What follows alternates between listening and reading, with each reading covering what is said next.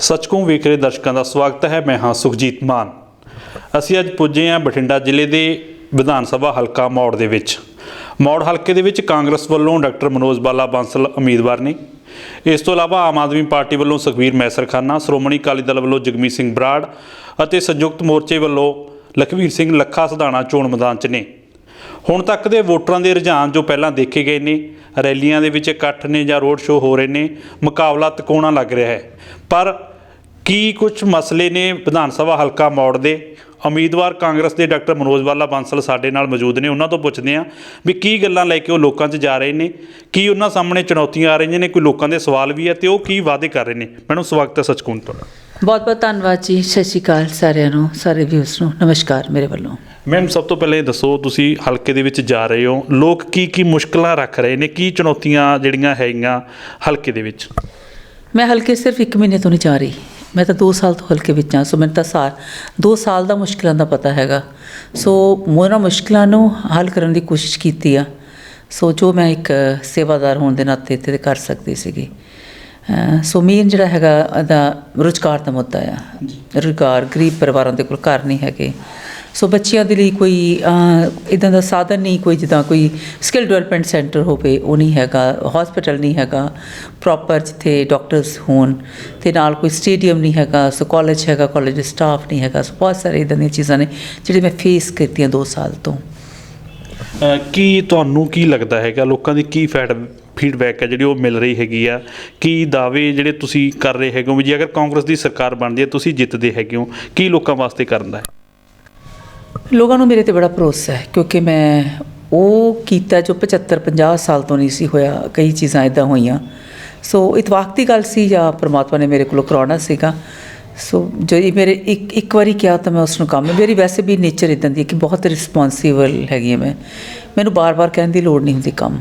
ਸੋ ਇੱਕ ਵਾਰੀ ਕਿਹਾ ਮੇਰੇ ਲਈ ਇਨਫ ਹੁੰਦਾ। ਸੋ ਮੈਂ ਸਟੇਡੀਅਮਸ, ਗਲੀਆਂ ਨਾਲੀਆਂ, ਸੜਕਾਂ, ਇਹ ਤਾਂ ਆਫਕੋਰਸ ਕੀਤਾ ਹੀ ਕੀਤਾ, ਆਪਣੇ ਇੱਥੇ ਵੀ ਕੀਤਾ, ਮੌੜ ਸ਼ਹਿਰ 'ਚ ਵੀ ਕੀਤਾ, ਪਿੰਡਾਂ ਦੇ ਵਿੱਚ ਵੀ ਕੀਤਾ। ਹੁਣ ਗੱਲ ਸਿਰਫ ਹੈਗੀ ਕਿ ਇੱਕ ਰੁਜ਼ਗਾਰ ਦਾ ਮੁੱਦਾ ਜਿਹੜਾ ਮੇਨ ਸਭ ਦੀ ਮੰਗ ਹੈਗੀ ਆ, ਸੋ ਉਹਨੂੰ ਲੈ ਕੇ ਆਉਣਾ। ਬਾਕੀ ਹੌਸਪੀਟਲ 'ਚ ਜੋ ਡਿਮਾਂਡਸ ਨੇ, ਇੱਕ ਆਮ ਨਾਗਰਿਕ ਹੋਣ ਦੇ ਨਾਤੇ ਮੈਨੂੰ ਵੀ ਪਤਾ ਹੈ ਕਿ ਇਹ ਕਮੀਆਂ ਨੇ। ਇਹ ਨਹੀਂ ਕਿ ਸਾਰਾ ਉਹਨਾਂ ਨੇ ਹੀ ਕਹਿਣਾ ਦੱਸਣਾ ਤਾਂ ਮੈਂ ਉਹਨੂੰ ਕਰਨਾ। ਸੋ ਮੈਂ ਆਪ ਵੀ ਮਹਿਸੂਸ ਕੀਤਾ। ਹੌਸਪੀਟਲ ਗਈ ਹਾਂ ਤਾਂ ਹੌਸਪੀਟਲ ਇੰਨੀ ਬੁਰੀ ਹਾਲਤ ਹੈ ਕਿ ਬਿਮਾਰ ਲੱਗਦਾ ਹੌਸਪੀਟਲ। ਸੋ ਪਹਿਲਾਂ ਵਾਲੇ ਲੀਡਰਸ ਰਹੇ, ਬਹੁਤ ਵੱਡੇ ਤਾਕੜ ਲੀਡਰਸ ਰਹੇ, ਹੈ ਨਾ। ਅਕਾਲੀ ਦਲ ਦੇ 2 ਨੰਬਰ ਦੇ ਮੰਤਰੀ ਸੀ ਉਹ ਸੇਖੋਂ ਸਾਹਿਬ, ਬੀਬਾ ਬਾਦਲ ਵੀ ਇੱਥੋਂ ਜਿੱਤ ਕੇ ਚਲ ਗਈ। ਤਾਂ ਇੱਕ ਛੋਟੇ ਕੰਮ ਨਹੀਂ ਲੋਕਾਂ ਦੇ ਕਰਾ ਪਾਈ, ਵੋਟਾਂ ਲਈਆਂ ਅਤੇ ਦੌੜ ਗਏ। ਸੋ ਉਹਨਾਂ ਨੂੰ ਮੈਂ ਪੂਰਾ ਕੀਤਾ ਆ ਕੇ। ਸੋ ਆਉਣ ਵਾਲੇ ਟਾਈਮ ਦੇ ਵਿੱਚ ਲੋਕ ਮੈਨੂੰ ਫਤਵਾ ਦੇਣਗੇ ਔਰ ਮੇਰੇ 'ਤੇ ਭਰੋਸਾ ਕਰਦੇ ਆ। ਇੱਥੇ ਟਿਕਟ ਦੇ ਕਾਫੀ ਦਾਅਵੇਦਾਰ ਸੀਗੇ। ਜੋ ਦਾਅਵੇਦਾਰ ਸੀ ਟਿਕਟ ਇੱਕ ਨੂੰ ਮਿਲਣੀ ਸੀ, ਤੁਸੀਂ ਟਿਕਟ ਲੈਣ 'ਚ ਸਫਲ ਹੋਏ ਹੋ, ਸਰਵੇ ਹੋਇਆ ਸੀਗਾ। ਕੀ ਜਿਹੜੇ ਬਾਕੀ ਦਾਅਵੇਦਾਰ ਸੀ ਤੁਹਾਡੇ ਨਾਲ ਚੱਲ ਰਹੇ ਨੇ? ਸਾਰੇ ਤਾਂ ਨਹੀਂ ਚੱਲ ਰਹੇ। ਜਿਹੜੇ ਕੋਈ ਵਾਕਈ ਕਾਂਗਰਸੀ ਨੇ ਤਾਂ ਉਹ ਚੱਲ ਰਹੇ ਨੇ, ਬਾਕੀ ਸਾਰੇ ਨਹੀਂ ਚੱਲ ਰਹੇ। ਸੋ ਕੋਸ਼ਿਸ਼ ਬਹੁਤ ਕੀਤੀ ਆ, ਪਰ ਕਿਤੇ ਨਾ ਕਿਤੇ ਸੋ ਉਹਦੇ ਵਿੱਚ ਨਹੀਂ ਸਫਲ ਹੋਈ। ਬਿਕੋਜ਼ ਜਨਰਲੀ ਮੈਂ ਦੇਖਿਆ ਹੈਗਾ ਲੀਡਰ ਨਹੀਂ ਵੋਟਾਂ ਪਾਉਂਦੇ, ਵੋਟਾਂ ਤਾਂ ਵਰਕਰ ਹੀ ਪਾਉਂਦੇ ਨੇ। ਸੋ ਇਹ ਗੱਲ ਬਿਲਕੁਲ ਫੈਕਟ ਹੈ। ਔਰ ਰਾਹੁਲ ਗਾਂਧੀ ਜੀ ਨੇ ਆਪਣੇ ਅਧਿਵੇਸ਼ਨ ਵਿੱਚ ਕਿਹਾ ਸੀਗਾ ਕਿ ਕਾਂਗਰਸ ਹੀ ਕਾਂਗਰਸ ਨੂੰ ਕਈ ਵਾਰ ਹਰਾ ਦਿੰਦੀ ਹੈ, ਬਟ ਇੱਥੇ ਸ਼ਾਇਦ ਉਹ ਕਾਂਗਰਸੀ ਹੈ ਹੀ ਨਹੀਂ। ਅਤੇ ਜਿੰਨੇ ਕਾਂਗਰਸੀ ਨੇ ਸਭ ਮੇਰੇ ਨਾਲ ਚੱਲੇ ਹੋਏ ਨੇ। ਮੈਂ ਤੁਹਾਡੇ ਅੱਜ ਪ੍ਰੋਗਰਾਮ ਨੂੰ ਦੇਖ ਰਿਹਾ ਸੀ, ਚੱਲ ਰਹੇ ਸੀ ਉਦੋਂ ਚੋਣ ਪ੍ਰਚਾਰ 'ਚ ਇੱਕ ਵਿਕਾਸ ਦੀ ਤੁਸੀਂ ਪਿੰਡ ਭੈਣੀ ਚੂੜ ਦੀ ਉਦਾਹਰਨ ਦੇ ਰਹੇ ਸੀ, ਡਿਸਪੈਂਸਰੀ ਵਾਲਾ। ਕੀ ਮਸਲਾ ਸੀ ਉਹ? ਭੈਣੀ ਚੂੜ ਪਿੰਡ ਦੇ ਵਿੱਚ ਕਰੀਬ 3 ਕੁ ਮਹੀਨੇ ਪਹਿਲਾਂ ਡਿਸਪੈਂਸਰੀ ਦਾ ਮੁੱਦਾ ਉੱਠਿਆ। ਬਹੁਤ ਪੁਰਾਣੀ ਡਿਸਪੈਂਸਰੀ ਹੈ, ਉਹਨਾਂ ਨੇ ਢਾਹ ਲਈ ਸੀਗੀ। ਸੋ ਉਸ ਤੋਂ ਬਾਅਦ ਪੈਸੇ ਨਹੀਂ ਸੀਗੇ ਉਹਨਾਂ ਕੋਲ ਬਣਾਉਣ ਦੇ ਲਈ, ਤਾਂ ਇੱਕੋ ਮੰਗ ਸੀ ਪਿੰਡ ਦੀ ਕਿ ਡਿਸਪੈਂਸਰੀ ਸਾਡੇ ਬਣਾਈ ਜਾਵੇ। ਤਾਂ ਪਹਿਲਾਂ ਤਾਂ ਉਹ ਧਰਨਾ ਲਾਉਣ ਨੂੰ ਤਿਆਰ ਸੀਗੇ। ਸੋ ਮੈਂ ਚੰਡੀਗੜ੍ਹ ਸੀ ਉਦੋਂ। ਫਿਰ ਧਰਨੇਵਾਦ ਤਾਂ ਚਲੋ ਮੈਂ ਉਹਨਾਂ ਨੂੰ ਕਹਿ ਦਿੱਤਾ ਕਿ ਮੈਂ ਜਦੋਂ ਹੈ ਹੀ ਨਹੀਂ ਧਰਨਾ ਕਾਹਦਾ ਲਾਉਣਾ। ਉਹਨਾਂ ਨੂੰ ਪ੍ਰੋਮਿਸ ਵੀ ਕਰ ਲਿਆ ਵੀ ਜਦੋਂ ਮੈਂ ਚੰਡੀਗੜ੍ਹ ਤੋਂ ਆਉਂਦੀ ਮੈਂ ਤੁਹਾਡੇ ਪਿੰਡ ਆਊਂਗੀ। ਸੋ ਮੈਂ ਗਈ ਸਵੇਰੇ 11 ਵਜੇ, 40 ਬੰਦੇ ਆ ਗਏ। ਕੁਛ ਤਾਂ ਸ਼ਰਾਰਤੀ ਅਨਸਰ ਸੀ 3-4, ਉਹਨਾਂ ਨੂੰ ਲੱਗਿਆ ਵੀ ਇਹ ਕਿਹੜਾ ਬਣਾ ਕੇ ਦੇਊਗੀ, ਬਾਕੀ ਲੀਡਰਾਂ ਵਾਂਗੂ ਇਹ ਕਰੂਗੀ। 50 ਸਾਲਾਂ ਤੱਕ ਕਿਸੇ ਨੇ ਕੁਛ ਕੀਤਾ ਨਹੀਂ, ਇੱਥੇ ਕੰਮ ਨਹੀਂ ਕੀਤਾ ਇਹ ਵਾਲਾ। ਸੋ ਮੈਂ ਉੱਥੇ ਕਹਿ ਕੇ ਆ ਗਈ ਸੀ ਕਿ ਤੁਹਾਡੇ ਪਿੰਡ ਵੋਟਾਂ ਲੈਣ ਤਾਂ ਆਉਂਗੇ ਜੇ ਤੁਹਾਡੀ ਡਿਸਪੈਂਸਰੀ ਬਣਾਤੀ ਤਾਂ ਆਉਂਦੀ ਨਹੀਂ। ਸੋ ਡਿਸਪੈਂਸਰੀ 8 ਲੱਖ ਰੁਪਇਆ ਚੰਨੀ ਸਾਹਿਬ ਨੇ ਦਿੱਤੇ ਸੀ ਪੈਸੇ, ਉਹਨਾਂ ਵਿੱਚ 8 ਲੱਖ ਰੁਪਇਆ ਦੇ ਦਿੱਤਾ। ਡਿਸਪੈਂਸਰੀ ਤਿਆਰ ਹੈ, ਛੱਤ ਵੀ ਪੈ ਗਈ। ਅਤੇ ਹੁਣ ਤੁਸੀਂ ਪਿੰਡ ਭੈਣੀ ਚੂੜ ਗਏ ਫਿਰ ਪ੍ਰਚਾਰ ਲਈ? ਹਾਂ ਬਿਲਕੁਲ ਗਈ ਹਾਂ, ਔਰ ਕਾਫੀ ਜ਼ਿਆਦਾ ਚੰਗਾ ਸਹਿਯੋਗ ਮਿਲ ਰਿਹਾ ਔਰ ਲੋਕਾਂ ਨੂੰ ਪਤਾ ਵੀ ਹੈਗਾ। ਮਤਲਬ ਮਹਿਸੂਸ ਕੀਤਾ ਲੋਕਾਂ ਨੇ ਕਿ ਜੋ ਕਹਿੰਦੀ ਉਹ ਕਰਦੀ ਆ। ਅੱਛਾ, ਤੇ ਨਗਰ ਕੌਂਸਲ 'ਚ ਪਹਿਲਾਂ ਕਈ ਵਾਰ ਦਿੱਕਤਾਂ ਆਉਂਦੀਆਂ ਸੀ ਲੋਕਾਂ ਨੂੰ, ਵੀ ਕਾਫੀ ਸਮੱਸਿਆਵਾਂ ਵਗੈਰਾ ਸੀਗੀਆਂ, ਉਹਦੇ ਵਾਸਤੇ ਕਈ ਥਾਵਾਂ 'ਤੇ ਤਾਂ ਟੋਲ ਫ੍ਰੀ ਨੰਬਰ ਵੀ ਹੁੰਦੇ ਆ। ਤੁਸੀਂ ਜਦੋਂ ਦਾ ਹਲਕਾ ਸੰਭਾਲਿਆ ਹੈਗਾ, ਕੋਈ ਬਕਾਇਦਾ ਉੱਥੇ ਸ਼ਿਕਾਇਤਾਂ ਵਾਸਤੇ ਕੋਈ ਕਾਊਂਟਰ ਲਾਇਆ ਜਾਂ ਤਾਂ ਕਿ ਲੋਕਾਂ ਦੀ ਸੁਣਵਾਈ ਹੋ ਸਕੇ? ਮੈਂ ਆਪ ਅਵੇਲੇਬਲ ਸੀਗੀ 24/7 ਤੇ ਪਰ ਫਿਰ ਵੀ ਮੈਂ ਦਿਨ ਦੇ ਵਿੱਚ ਲੋਕ ਕੰਪਲੇਂਟ ਲਿਖਾਉਂਦੇ ਸੀਗੇ। ਮੈਂ ਇੱਕ ਰਜਿਸਟਰ ਲਗਵਾਇਆ ਉੱਥੇ, ਤੁਸੀਂ ਕੰਪਲੇਂਟ ਲਿਖਾ ਕੇ ਜਾਓ, ਆਪਣਾ ਫੋਨ ਨੰਬਰ ਔਰ ਨੇਮ ਲਿਖ ਕੇ ਜਾਓ, ਤਾਂ ਕਿ ਮੈਂ ਦੁਬਾਰਾ ਚੈੱਕ ਕਰ ਲਾਂ, ਕਿ ਆਪਣਾ ਕ੍ਰੋਸ ਚੈੱਕ ਕਰ ਲਾਂ। ਦੁਬਾਰਾ ਕਾਲ ਕਰਕੇ ਤੁਹਾਨੂੰ ਪਤਾ ਵੀ ਕਰਦੀ ਸੀ ਕਿ ਤੁਹਾਡੀ ਲਾਈਟ ਲੱਗ ਗਈ ਆ, ਤੁਹਾਡੇ ਸਫਾਈ ਹੋ ਗਈ ਆ, ਤੁਹਾਡੇ ਇਹ ਕੰਮ ਹੋ ਗਿਆ। ਸੋ ਜੋ ਵੀ ਇਹਨਾਂ ਦੀ ਕੰਪਲੇਂਟ ਹੁੰਦੀ ਸੀ ਉਹਦੇ ਰਿਗਾਰਡਿੰਗ ਮੈਂ ਬੈਕ ਕਾਲ ਕਰਦੀ ਸੀ ਇਹਨਾਂ ਨੂੰ। ਫੈਮਿਲੀ ਬੈਕਗਰਾਉਂਡ, ਇੱਕ ਜਗ੍ਹਾ ਬਾਇਓਗ੍ਰਾਫੀ ਪੜ੍ਹ ਰਿਹਾ ਸੀ, ਪਤਾ ਲੱਗਿਆ ਸੀ ਤੁਹਾਡੀ ਫੈਮਿਲੀ ਫੋਰਨ ਸੈੱਟ ਹੋ ਗਈ ਸੀ। ਕੀ ਕਾਰਨ ਰਹੇ ਸਿਆਸਤ 'ਚ ਆਉਣ ਦੇ ਵੀ, ਸੇਵਾ ਦੇ? ਹਰ ਕੋਈ ਅੱਜ ਕੱਲ੍ਹ ਬਾਹਰ ਜਾਣ ਨੂੰ ਚਾਹੁੰਦਾ ਹੈਗਾ, ਤੁਸੀਂ ਉੱਥੋਂ ਸੈੱਟ ਹੋ ਕੇ ਵੀ ਵਾਪਸ ਆਏ? 28 ਸਾਲ ਪਹਿਲਾਂ ਅਸੀਂ US ਗਏ ਸੀਗੇ, ਜਦੋਂ ਪੰਜਾਬ ਦੇ ਵਿੱਚ ਅੱਤਵਾਦ ਸੀਗਾ। ਸੋ ਉਦੋਂ 3 ਮਹੀਨੇ ਲਗਾਏ ਸੀ, ਜ਼ਿਆਦਾ ਟਾਈਮ ਨਹੀਂ ਲਗਾਇਆ। ਬਟ ਫਿਰ ਇੱਧਰ ਨੂੰ ਵਾਪਸ ਆ ਗਏ। ਸੋ ਕਿਤੇ ਨਾ ਕਿਤੇ ਸੀਗਾ ਕਿ ਤੁਹਾਨੂੰ ਉੱਥੇ ਸੈਟਲ ਕਰਨ ਦੇ ਲਈ ਬਲੱਡ ਰਿਲੇਸ਼ਨ ਚਾਹੀਦਾ ਨਾਲ, ਉਸ ਵੇਲੇ ਤੁਹਾਨੂੰ ਸਪੋਰਟ ਚਾਹੀਦੀ ਹੁੰਦੀ, ਐਟਲੀਸਟ 1 ਸਾਲ ਤੁਹਾਨੂੰ ਨਵੇਂ ਉਹਦੇ 'ਚ ਕੰਟਰੀ ਵਿੱਚ ਆ ਕੇ।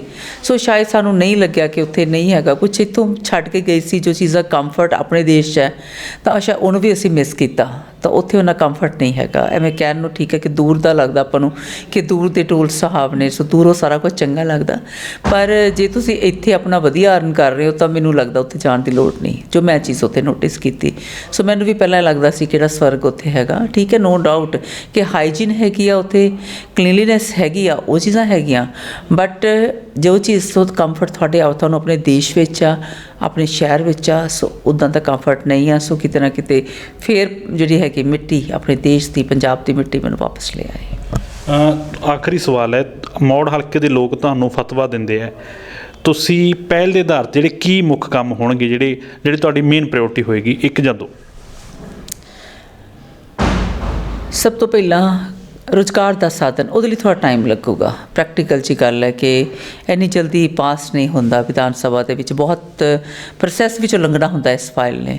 ਅਤੇ ਹੌਸਪੀਟਲ ਦਾ ਬਹੁਤ ਜਲਦੀ ਹੋ ਜਾਊਗਾ, ਬਿਕੋਜ਼ ਉਹ ਇੰਨਾ ਵੱਡਾ ਮੈਟਰ ਨਹੀਂ ਹੈ। ਪਹਿਲਾਂ ਵੀ ਮੈਂ ਕਰਾ ਲਿਆ ਸੀ ਹੌਸਪੀਟਲ ਦਾ, ਪਰ ਉਹ ਕਿਤੇ ਪੋਲੀਟੀਕਲ ਮਤਲਬ ਰਾਜਨੀਤਿਕ ਭੇਟ ਚੜ੍ਹ ਗਿਆ ਹੌਸਪੀਟਲ, ਅਤੇ ਅਪਗ੍ਰੇਡ ਕਰਾ ਲਿਆ ਸੀ ਇਹਨੂੰ।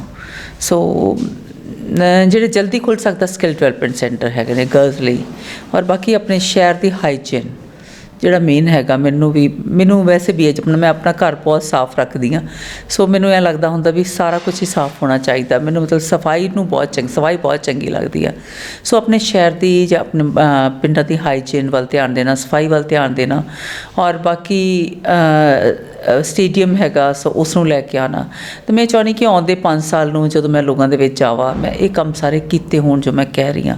ਅਤੇ ਮਤਲਬ ਹੌਲੀ ਕਰਕੇ ਸਾਰੇ ਤੇ ਕੰਮ ਜਿਵੇਂ ਪ੍ਰੋਸੈਸ ਵਿੱਚ ਪਾ ਦਊਂਗੀ, ਸੋ ਪ੍ਰੋਸੈਸ ਦੇ ਵਿੱਚ ਪੈ ਕੇ ਉਸ ਤੋਂ ਬਾਅਦ ਜਿੱਦਾਂ ਟਾਈਮ ਦੇ ਨਾਲ ਹੋ ਜਾਣਗੇ ਸਾਰੇ ਕੰਮ। ਮੈਨੂੰ ਅਖੀਰ 'ਚ ਹਲਕੇ ਦੇ ਲੋਕਾਂ ਨੂੰ ਅਪੀਲ ਕਿ ਉਹ ਵੋਟ ਕਿਸੇ ਵੀ ਉਮੀਦਵਾਰ ਨੂੰ ਪਾਉਣ, ਵੀ ਜਿਹੜਾ ਕਿਸੇ ਤਰ੍ਹਾਂ ਦੇ ਬਹਿਕਾਵੇ 'ਚ ਨਾ ਆਉਣ ਜਾਂ ਕਿਸੇ ਲਾਲਚ 'ਚ ਨਾ ਆਉਣ। ਉਹ ਇੱਕ ਅਪੀਲ ਸੱਚ ਕਹੂੰ ਦੇ ਜ਼ਰੀਏ ਮੈਂ ਸੱਚ ਕਹੂੰ ਚੈਨਲ ਦੇ ਜ਼ਰੀਏ ਮੌੜ ਹਲਕੇ ਦੇ ਵੋਟਰਾਂ ਨੂੰ, ਸਪੋਰਟਰਾਂ ਨੂੰ ਅਪੀਲ ਕਰਦੀ ਹਾਂ ਕਿ ਤੁਸੀਂ ਜਿਸ ਵੇਲੇ ਵੋਟ ਪਾਉਂਦੇ ਹੋ ਤਾਂ ਆਪਣੇ ਆਉਣ ਵਾਲੇ 5 ਸਾਲ ਉਸ ਉਮੀਦਵਾਰ ਨੂੰ ਸੌਂਪਦੇ ਹੋ। ਆਪਣਾ ਭਵਿੱਖ, ਆਪਣੇ ਬੱਚਿਆਂ ਦਾ ਭਵਿੱਖ ਉਹਨਾਂ ਨੂੰ ਸੌਂਪ ਦਿੰਦੇ ਹੋ। ਸੋ ਮੈਂ ਤੁਹਾਨੂੰ ਇਹੀ ਬੇਨਤੀ ਕਰਦੀ ਹਾਂ ਕਿ ਤੁਸੀਂ ਜਿਸ ਵੇਲੇ ਵੋਟ ਪਾਉਣ ਜਾਓਗੇ ਪਿਛੋਕੜ ਜ਼ਰੂਰ ਦੇਖ ਲਿਓ।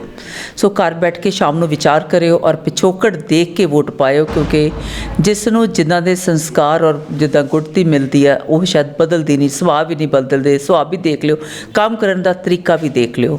ਸੋ ਬੁਢਲਾਡਾ ਮਾਨਸਾ ਤੋਂ ਲੋਕ ਇੰਨੇ ਆ ਰਹੇ ਨੇ, ਕੁਛ ਨਾ ਕੁਛ ਤਾਂ ਹੈਗਾ ਉਹਦੇ ਸਾਡੇ ਵਿੱਚ ਕਿ ਲੋਕ ਆ ਕੇ ਆਪਣਾ ਟਾਈਮ ਵੀ, ਕੌਣ ਟਾਈਮ ਖਰਾਬ ਕਰਦਾ ਕਿਸੇ ਲਈ। ਸੋ ਗੱਡੀਆਂ ਦਾ ਡੀਜ਼ਲ ਵੀ, ਪੈਟਰੋਲ ਵੀ ਇੰਨਾ ਮਹਿੰਗਾ ਹੈਗਾ।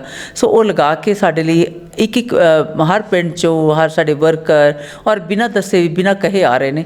ਸੋ ਪਹਿਲਾਂ ਵੀ ਇੱਦਾਂ ਹੀ ਕੰਮ ਕੀਤਾ। ਉਹੀ ਬੇਸਿਕ ਨੇਚਰ ਆ ਕਿ ਸੇਵਾ ਕਰਨ ਵਾਲੀ। ਸੋ ਸੇਵਾ ਕਰਨ ਵਾਲੀ ਜਿਹੜੀ ਨੇਚਰ ਆ, ਆਈ ਥਿੰਕ ਉਹ ਜਾਣੀ ਨਹੀਂ। ਸੋ ਰਾਜਨੀਤੀ ਵਿੱਚ ਆਏ ਆ ਤਾਂ ਬਹੁਤ ਵਧੀਆ ਲਾਈਨ ਆ ਰਾਜਨੀਤੀ ਮੇਰੇ ਹਿਸਾਬ ਦੇ ਨਾਲ, ਜੇ ਕੋਈ ਸੇਵਾ ਭਾਵਨਾ ਦੇ ਨਾਲ ਚੱਲੇ। ਸੋ ਇਹੀ ਕਹਿਣਾ ਚਾਹੁੰਦੀ ਕਿ ਵੋਟ ਦੇਖ ਕੇ ਪਾਏ ਔਰ ਇਹ ਸਨ ਡਾਕਟਰ ਮਨੋਜ ਬਾਲਾ ਬਾਂਸਲ, ਹਲਕਾ ਮੌੜ ਤੋਂ ਕਾਂਗਰਸ ਦੇ ਉਮੀਦਵਾਰ, ਜਿਨ੍ਹਾਂ ਨੇ ਆਪਣੇ ਦਾਅਵੇ ਕੀਤੇ ਹੈਗੇ ਅਗਰ ਹਲਕੇ ਦੇ ਲੋਕ ਉਹਨਾਂ ਨੂੰ ਫਤਵਾ ਦਿੰਦੇ ਆ ਤਾਂ ਉਹ ਹਲਕੇ 'ਚ ਵਿਕਾਸ ਕਰਨਗੇ। ਅਸੀਂ ਜਲਦੀ ਹੀ ਕਿਸੇ ਹੋਰ ਉਮੀਦਵਾਰ ਦੇ ਨਾਲ ਮਿਲਦੇ ਹਾਂ। ਤੁਸੀਂ ਬਣੇ ਰਹੋ ਸੱਚਕੋਂ ਦੇ ਨਾਲ। ਸਾਥੀ ਮਨਜੀਤ ਨਰਵਾਣਾ ਦੇ ਨਾਲ ਸੁਖਜੀਤ ਮਾਨ। ਦੇਸ਼ ਦੁਨੀਆ ਦੀ तमाम ਖਬਰਾਂ ਨਾਲ ਜੁੜੇ ਰਹਿਣ ਲਈ ਸਬਸਕ੍ਰਾਈਬ ਕਰੋ YouTube ਤੇ ਸੱਚ ਕਹੂੰ ਪੰਜਾਬੀ ਚੈਨਲ। ਇਸ ਦੇ ਨਾਲ ਹੀ ਬੈਲ ਆਈਕਨ ਦਬ ਕੇ ਪਾਓ ਲੇਟੈਸਟ ਅਪਡੇਟ ਸਭ ਤੋਂ ਪਹਿਲਾਂ।